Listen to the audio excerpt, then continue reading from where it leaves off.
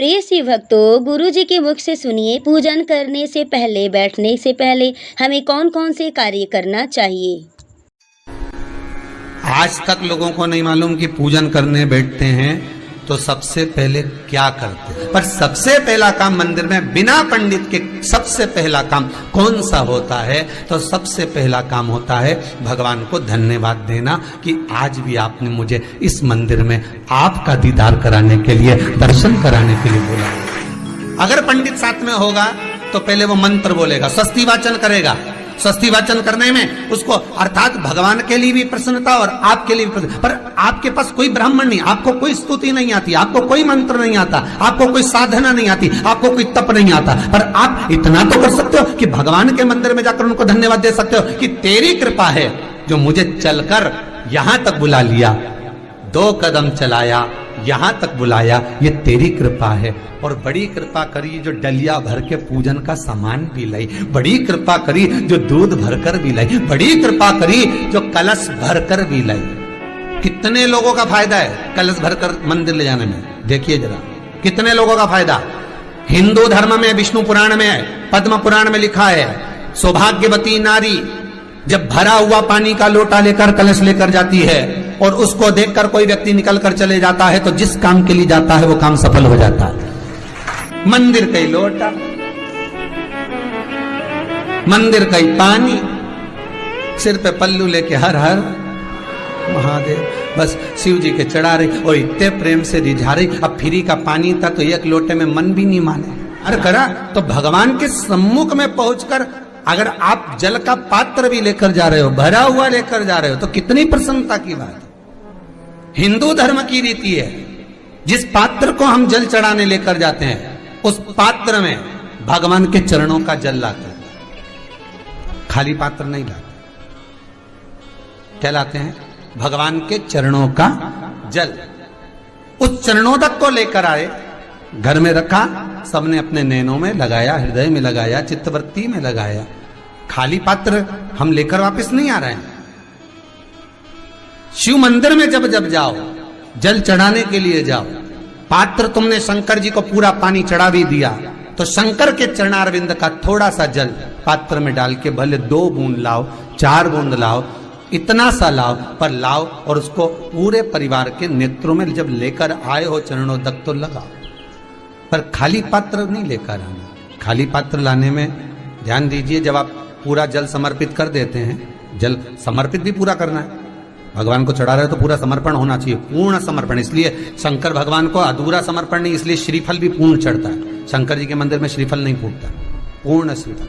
बेलपत्री भी पूरी, चावल का दाना भी चढ़ेगा तो आखा, फल भी चढ़ेगा तो आखा, फूल भी चढ़ेगा तो आखा। भगवान को कोई चीज खंडित नहीं चढ़ती, शिव जी को जल भी चढ़ेगा तो पूर्ण।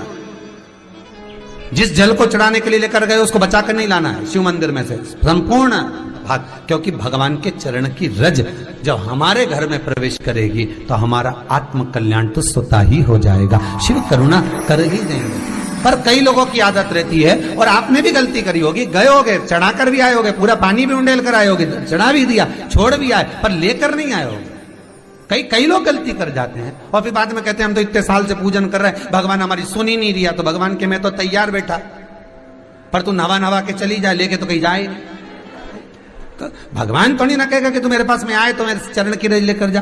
भगवान थोड़ी ना कहेगा कि मेरे पास में आकर तू ये लेकर जा। भगवान तो कहेगा मेरे पास में आया है, मांगना कुछ मत, बस मुझे जो स्नान कराया है मेरा चरणोदक लेकर जा, छीट दे पूरे घर में, संपदा भरना मेरा काम है। जहां मेरी चरण की रज पहुंच गई वहां संपदा स्वतः पहुंचती है, मैं वहां पहुंच जाता हूं।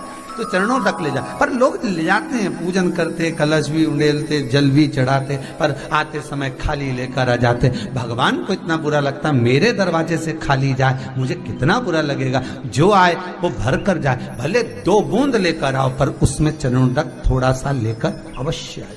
उसी तरह जल चढ़ाने के बाद हम जब लेकर आते हैं पात्र के अंदर, ये उसमें उसकी बरकत है। गर्ग संहिता में दूसरी चीज कही, उसको भी समझ लीजिए।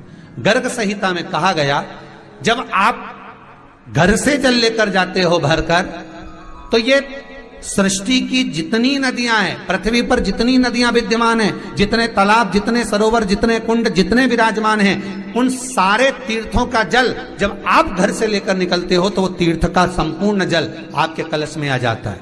और जब आप उस जल को शिव पर समर्पित कर देती हो और 2 बूंद चरणादक लेकर जब जाती हो तो शिव महापुराण, गर्ग संहिता, पद्म पुराण कहती है वो जल साधारण नहीं रहता, वो गंगा जल बनकर तुम्हारे घर को पवित्र करने के लिए पहुंच जाता है। वो पवित्र गंगा जल बन जाता, उसको लेकर प्रवेश कर जाता। हम बार बार कहेंगे भगवान के मंदिर जब भी जाओ ना, चेहरे पर प्रसन्नता होना चाहिए। किसी से मिलने जाओ ना, चेहरे पर अगर प्रसन्नता नहीं और ऐसे ही पहुंच गए ना तो वो श्रेष्ठता नहीं मानी गई। तुम तुम्हारी बहन के घर जाओ, सती मैया जलकर भस्म क्यों हुई? माता सती के भस्म होने का कारण क्या था? सती को पिता पर जितना क्रोध आया उससे ज्यादा क्रोध सती माता को अपनी बहनों पर आया कि मेरी इतनी बहन, ये 60 की 60 बहन मेरे सामने खड़ी रही और मैं आई तो प्रेम से मुस्कुराई तक नहीं। आप किसी के यहाँ जाओ और कोई के यहाँ पहुंचे और जाते से ही आप उस पहुंचे और कहा जी जी राधे राधे, जय श्री कृष्णा, हर हर महादेव, श्री शिवाय नमस्तुभ्यम, ओम नमः शिवाय, आपने बोला और उसके चेहरे पर प्रसन्नता नहीं आया तो ऐसे घर में जाने से कोई फायदा है क्या? और आप किसी के यहाँ जा रहे हो तो आपके चेहरे पर भी प्रसन्नता होना चाहिए, सामने वाले को तो हो, आपके भी चेहरे पर भी। मंदिर में जब जब जाएं, गुरु के दरवाजे पर जब जब जाएं, परमात्मा के चरणार विंद में जब जब जाएं, माता पिता के चरणों में जब जाएं, घर के बुजुर्गों के पास जब जाएं तो तुम्हारे चेहरे पर प्रसन्नता होना चाहिए। भगवान को भी लगे दुख भले है इसको पर चेहरे पर प्रसन्नता है, इसको अब दुख नहीं देना, क्योंकि इतना मुस्कुराकर ये मेरे मंदिर में आती है।